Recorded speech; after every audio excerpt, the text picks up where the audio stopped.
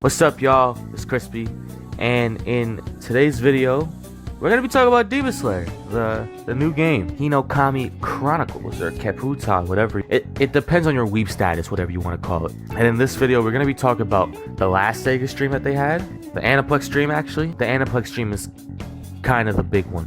Aniplex stream kind of revealed something big in the way that, like, it wasn't like a big reveal, but like it gave that community hope. I'm sorry, I still can't fucking believe that the school uniforms are a set. But shit, it's just so stupid. There are 18 slots taken for Hinokami Chronicles character select stream, but as you can see, it seems to be in a 5x5 format. So it seems the max amount of characters that we might get is 25. And because I'm bored, why not do a video on it? Why don't I predict the last 7 characters? I'm not doing no punishments this time. I'm so confident in my guessing skills, I think I'm just gonna predict the DLC characters as well. Let's just get this one started. The first one I'm gonna state is a pretty obvious one. Kano. I'm surprised that she hasn't been revealed already.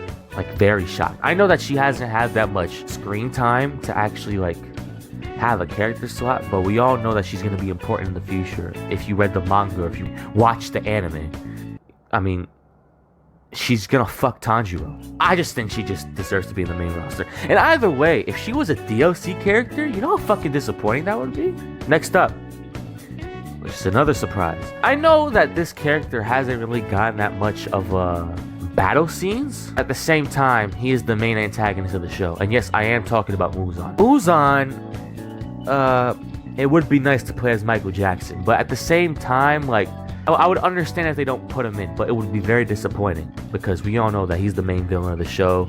He's the big dog around here. He's the one who controls all the fucking demons. So if he doesn't get in, it'd be kind of disappointing. The next two I'm gonna do together.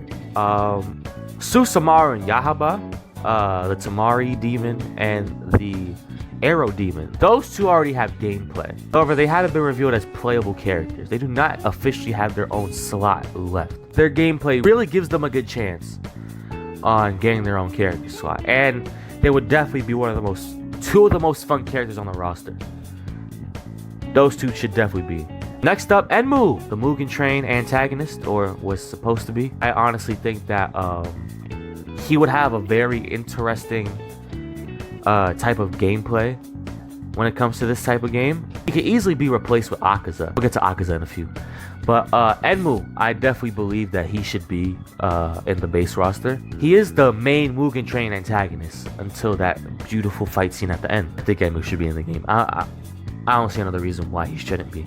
Another one, Rui. I should have said his name first. Do I really have to explain? I really shouldn't even have to explain any of these. They should have been in the fucking game already. This is just some fucking bullshit. Why are there no demons yet? You guys see the trend here. I'm only naming demons except for Kano. It just makes no sense to me. Yeah, he's the main antagonist of that arc, so I mean he should make it. And I mean, if he doesn't, you know how many fucking fangirls are gonna be pissed off, bro? You better watch yourself. Sega, you fucking tripping right now. And the last one, see, this last one might be the only one that I might actually have to explain. And then the next one, I'll explain why this next character won't be in the base roster, you know? Because this might be a hot take on who should make the base roster. My last base roster pick is Yashiro. And Yashiro, yes, I know Yashiro is just a Tamayo simp. He's a fucking beggar and shit, but his fighting style is kind of cool. And the thing about it is that Yashiro and this next character have a very similar type of style, hand-to-hand combat type of demon. So I honestly think that making Yashiro a DLC would be a bad move because no one's gonna give a shit about him and people are gonna call him this person. I think you guys know who the fuck I'm talking about. I'm gonna talk about him next anyway. But yeah, I think, and plus Yashiro's already in the story as well. He already has a character model. So I just feel like since these 7, I honestly feel like these 7 should have already made it. As I said, I'm gonna mention who I think are gonna be DLC characters as well. I was gonna name 5, but I have some hot takes to also be DLC characters, you know? I have 3 that are definite in my opinion, but there are 4 that could be bounced around and just one that's just fucking out of the fucking blue. But If it happens, it would be funny as fuck. But yeah, as I said, Akaza. It was pretty obvious that I was gonna say Akaza as the first DLC character. But why would I say Akaza as a DLC character, not base roster? If he has one of the best fights in what most people would say anime history for some fucking reason. You guys do know that Demon Slayer is mid, right? I feel like, in a marketing standpoint, would people pay for Yashiro, a simp?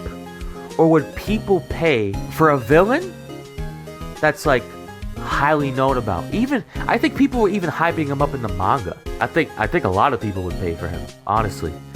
So I think he would be the first DLC character. The next one is pretty obvious as well. Uzui. I think Uzui was definitely going to be a good second one. Maybe even the first, depending on how they're going to go with it. Uzui is the main Hashira of Season 2, or at least the start of Season 2. So I think it would make sense if Uzui made it. The final guaranteed character, in my opinion, even though we haven't seen much of him, I think since he's one of the survivors of the final selection, it just makes sense that he makes an appearance in the game, at least as DLC. And yes, I am talking about Genya Shinazugawa. Did I say that right? Damn, I'm a fucking king. Yeah, I think Genya should make it as DLC. I honestly think that whoever made it before the Rui arc or the Spider Mountain, whatever arc, since he appeared before Rui, I think he has a chance. I think he deserves a spot, at least as DLC. Obviously gonna play an important role in the story somehow, you know? Those three, I believe, are definitely gonna make it as DLC soon. The last two slots, I have three that are very likely, but I think, but they could easily be replaced by someone else. I just have one that's just fucking out of the water, and it's just a wish at this point. First one, I'm gonna say Mitsuru. She is a fan favorite, and there are a lot of people who are in love with Mitsuru for obvious reasons. I think her being a DLC, in a marketing standpoint, I think it would make sense. I kind of think that she kind of would be guaranteed, but at the same time, man, you never know. Because remember, we still don't know that much about the Hashira. The only Hashira that we really know about is Tomioka, Shinobu, and Rengoku. The other six, we don't really know that much about. I think that's just the only reason why Mitsuru wouldn't make it. But she's too much of a fan favorite to like not think about, you know, at Season 1, at least. The next character I put was Tanjuro Kamado, who is the daddy of Tanjiro and Nezuko. I haven't fully revealed that this nigga is a Demon Slayer, but it's super obvious. I think once we saw that flashback, it was like, oh, Hanafuda earrings. Oh, that means his dad is some kind of fucking Demon Slayer. But yeah, I think it would spoil a little too much at the same time. Because, I mean, I myself am also an anime watcher, and even though it's obvious to me, I guess it just lowers his chances that he hasn't even fully been revealed in the anime. He only danced. At the same time, though, he is in the game in some type of way. And then the final one, I looked up this guy's name because I didn't know who the second season antagonist is. His name is Gyutaro. Yeah, all I can say is he's the second season antagonist. I think it's called the Entertainment District because I saw the final trailer. So yeah, he's the antagonist of that, and I think him being with Uzui would make sense. And the final person, and this is the person that I'm saying is fucking out of the water, and this is definitely not going to happen unless like so many people's dreams come true. And this is a guest character, which is definitely not gonna happen. But name another Shonen Jump anime that's as popular as Demon Slayer, that has swords and is fighting another type of evil, evil shit. Bleach. Ichigo's my pick. Oh shit. This is definitely not gonna happen, but if it does happen, I would be so fucking hyped.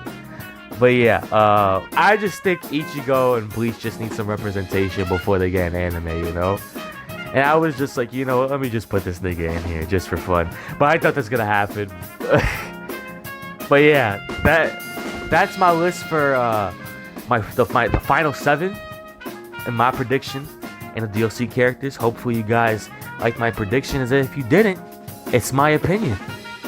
I don't give a fuck if it's 2021. I appreciate you guys for coming through either way. You guys are the best. Remember, we recently 400, so I appreciate y'all. Make sure you like the video and subscribe, and I'll see y'all later. Deuces.